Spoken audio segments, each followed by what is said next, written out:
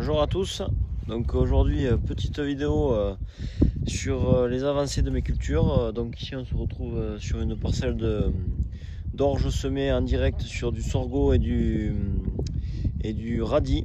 Donc on a quelques repousses de radis et après sur le sorgho, voilà, ça fait un bon paillage. Et étonnamment, il y a eu quelques difficultés au début sur l'orge. Enfin, bon, je pense que c'était un excès d'eau. Mais là, on est reparti sur de la verdure après les premiers apports. Et il se porte plutôt pas mal. Et je pense que l'effet du couvert permet là de ce paillate au sol, permet que les maladies ne montent plus. Parce qu'apparemment sur d'autres parcelles en conventionnel, les pressions commencent à être importantes et chez moi j'ai pas du tout de pression. Donc je vais vous montrer ça un peu plus proche. Voilà l'orge. Bon, quelques zones hétérogènes, mais partout l'orge s'est bien implanté. Donc on peut voir les sorgho qui sont encore au sol. Donc voilà, on a ce paillage et avant de voir le sol, on est sous une bonne couche de couvert. Donc ensuite, voilà, se met derrière un blé tendre. On peut voir que sur les plantes, si on regarde les feuilles, par exemple celle-là, on est vraiment super sain. Après, bon, cette parcelle n'a jamais été encore désherbée, il y a eu 2 apports d'engrais, les 2 premiers. Donc j'ai eu quelques pressions régras et vulpilles, j'ai l'impression. Et après d'autres plantes comme le radis ici, du couvert. Donc on va essayer de réguler ça avec des désherbages prochainement. Après voilà, sur les régras et tout ça, justement c'est une parcelle sans trop de pression. Donc je me suis permis de pas désherber. Voilà. Donc me voici dans la parcelle maintenant de blé tendre. Donc ici on est sur un blé tendre précédent soja, donc semé avant la pluie. Et derrière blé tendre aussi, mais précédent sorgho. Donc au niveau des apports d'engrais, ça a été exactement pareil. Et on voit bien qu'on n'a pas de fin d'azote sur précédent sorgho. Malgré que le sorgho peut pomper beaucoup d'azote en conventionnel, en semi-direct, le précédent sorgho n'est pas un mauvais précédent. Même il peut être bon, surtout sur les désherbages, parce que derrière un sorgho, on a des désherbages assez efficaces sur les régras et tout ça. Donc moi je m'en sers sur ma rotation pour nettoyer les terres. Voilà. Donc je vais vous faire un petit tour, un petit point sur ces blés. Donc ces blés semés fin octobre il me semble, donc avant les pluies. Donc enfin vraiment très joli, il commence à faire 20-30 cm de haut. C'est assez, ils sont vraiment très jolis quoi. Voilà, je vous fais un petit tour. Donc voilà le blé tendre, donc précédent soja. Il a été fait un défi compile derrière sur les 3 feuilles du blé. Donc parcelle relativement propre. Voilà, là franchement on a pratiquement rien en adventice. Donc enfin voilà. Le blé fait bien 30 cm de haut pour un début de printemps, donc ça c'est plutôt pas mal. Niveau maladie, ben, il est super sain quoi, le blé, il y a pas un pet de maladie. Donc et ensuite voilà, il manque pas d'azote là. Et donc voici celui du sorgho. Donc quoi dire de plus à part que peut-être il est un peu plus dense pour le même apport d'azote. Ensuite sur la propreté, eh bien, on a que dalle, voilà. Et sur les maladies, on a aussi que dalle. Voilà, donc pour épiler 1 cm dépassé, c'est pas trop mal pour un début de saison. Maintenant, c'est des blés qu'il faut qu'ils soient accompagnés avec le climat, avoir de l'eau au bon moment pour faire du rendement. Et donc voici une parcelle donc, là aussi où on peut avoir des échecs. Hein. Donc ici c'est une parcelle précédent orge. Donc j'avais fait un couvert de sorgho piper et radis qui était bien réussi et joli parce que c'était l'un des premiers semés sur la saison de l'été. Donc grosse végétation. Alors ensuite j'ai semé dedans un sorgho d'avoine et de seigle forestier pour un but de semer derrière un soja et un maïs semence. Donc bon, problématique, je pense que bon, déjà j'ai été attaqué par les limaces. J'ai semé en fait sur une semaine où en fait les conditions étaient bonnes. Il y avait l'humidité au sol, mais derrière il y a une semaine de vent et de sécheresse, donc en fait il a, enfin 2 semaines plutôt. Et le seigle, enfin moi je pense que la principale erreur c'est de ne pas avoir roulé parce qu'en fait derrière il a fait sec. Il a commencé à germer vu qu'il y avait des résidus d'eau dans le sol et du coup il a germé mais il a séché derrière parce qu'il n'avait pas d'eau quoi. Donc plus les limaces, ça a fait que ça n'a pas fonctionné. Voilà. Donc bon là l'objectif c'est de semer en direct quand même mon soja dedans. J'ai toujours eu le couvert d'été qui était en place, qui couvre encore un petit peu le sol, donc par le paillage. Donc enfin voilà, un retour d'expérience à mettre en place pour les années à suivre quoi. Peut-être que le roulage en conditions un peu sèches, en conditions un peu incertaines, le roulage est recommandé. Voilà. Donc voilà, maintenant me voici dans les parcelles de blé dur. Donc précédent colza et j'ai semé dans un sorgho piper mélangé avec les repousses de colza. Donc le couvert le plus gros de l'exploitation. Donc voilà sur le blé. Donc bon, on peut voir que sur des zones il est un peu plus clair. Enfin cette année les blés durs sur les zones un petit peu tassées ils ont eu un peu plus de mal à sortir.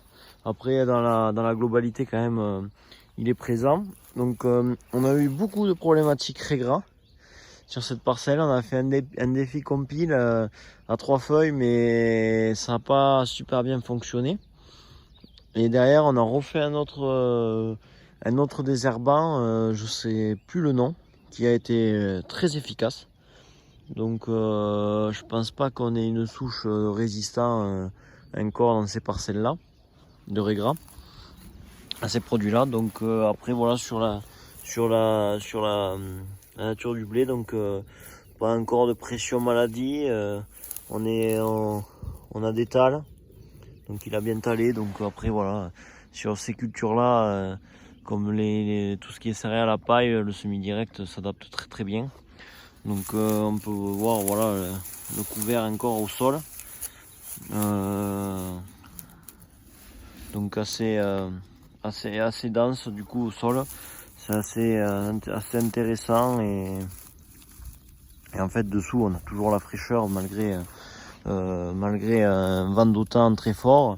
Là par exemple on voit une zone où il n'y a pas eu de couvert dessus, et bien c'est un peu sec. Et après dès qu'on soulève le couvert, et bien là c'est humide, ça garde l'humidité et on voit les turicules de vers de terre qui travaillent le sol, donc c'est assez chouette. Voilà sur cette parcelle. Donc après on va voir le colza.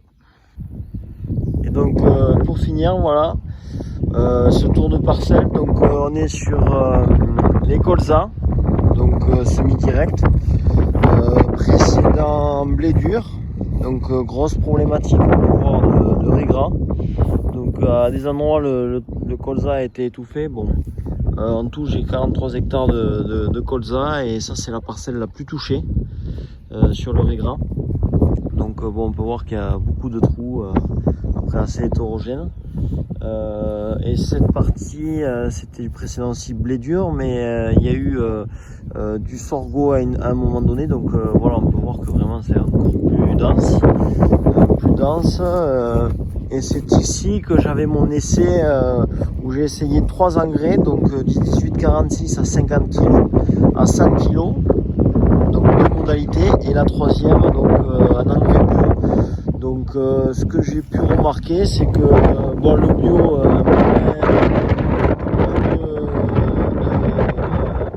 résultats sur le 18-46, mais le 18-46 par contre la particularité c'était que de 50 à 100 kg au niveau du semis et au niveau de la foliaire, c'était pareil. Donc en fait sur l'essai on peut se permettre de faire des semis à 50 kg. Donc voilà, sur les semis de printemps, surtout avec la conjoncture actuelle des engrais, j'ai décidé de semer toutes mes cultures avec 50 kg de 18-46. Bon, en fait, c'est pas une première, c'est déjà vu par d'autres agriculteurs sur cette technique-là d'utiliser ces quantités-là. Mais voilà, donc pour dire que ça sert à rien de trop en mettre, il vaut mieux en mettre 50, ça sécurise la levée, ça apporte le peu d'azote entrée d'hiver que le colza peut utiliser, et, ou d'autres cultures, hein. Et on peut voir ces résultats là quand même. Là on est sur un colza beaucoup plus dense et beaucoup plus vivant que celui d'à côté où on a quelques trous. Bon là après voilà, sur cette parcelle vraiment problématique régras, je vous montrerai d'autres parcelles où il y a eu moins de régras et où la réussite a été autant qu'ici quoi. Donc pour montrer l'enracinement du colza, donc voilà un beau pivot bien droit. Donc voilà des plantes qui font 1 mètre 10, un peu plus même. Et voilà quoi, vraiment un bel enracinement semi-direct, une belle grosse carotte. Enfin, voilà, donc on est sur un sol quand même assez humide. Donc la végétation tient cette humidité. Donc voilà, là on est sur un beau colza.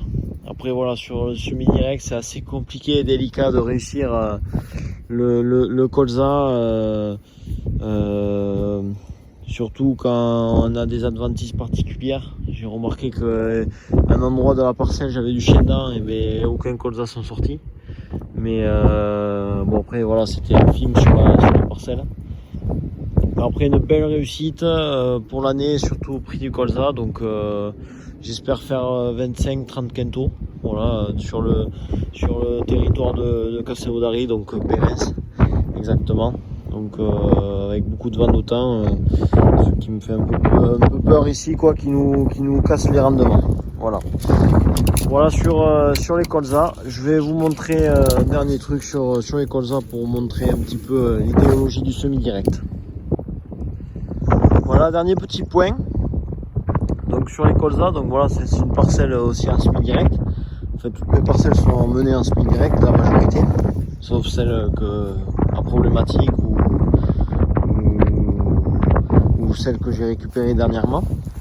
Mais on peut voir en fait, voilà, vraiment, ça se voit pas très bien sur la caméra, à la caméra, mais en fait cette bande là à peu près jusqu'au passage de traitement.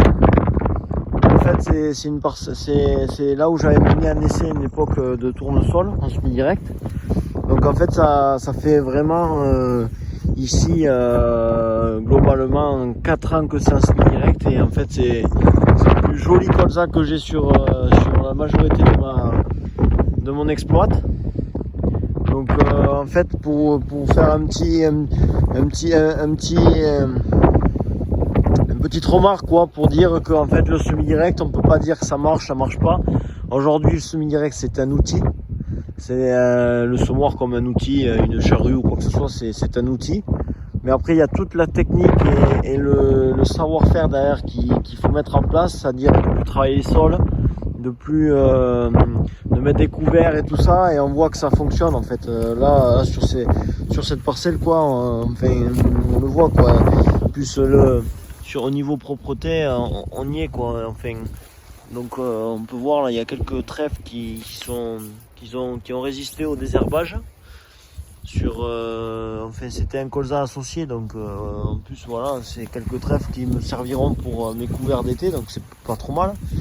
Mais voilà quoi, enfin, moi déjà je marche sur ce sol, je le sens qu'il est vivant, enfin déjà je m'enfonce presque dedans alors qu'on est dans des argiles. Donc enfin, pour dire qu'on ne peut pas dire le semi-direct ça marche pas, j'ai essayé une fois et tout ça, c'est pas enfin, c'est l'outil des fois ne fonctionne pas ou fonctionne, mais le savoir-faire et le travail tout autour, en fait c'est ça qui fonctionne et qui fonctionne super bien quoi.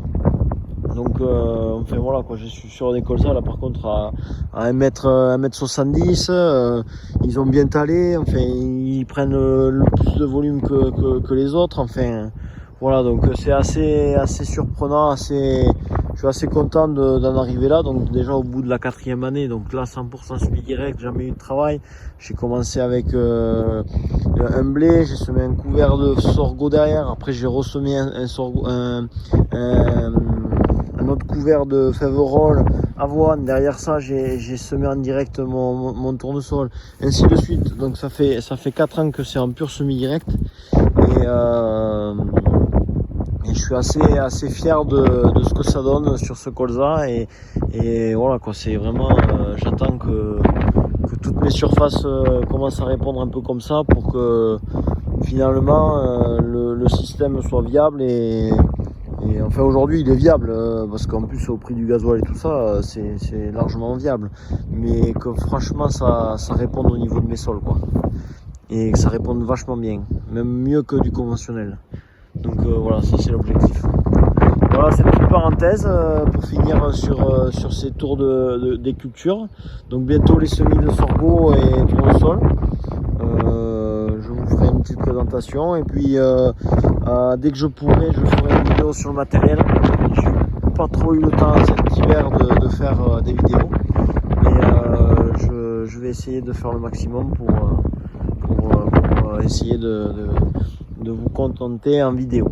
Voilà, à très bientôt, merci.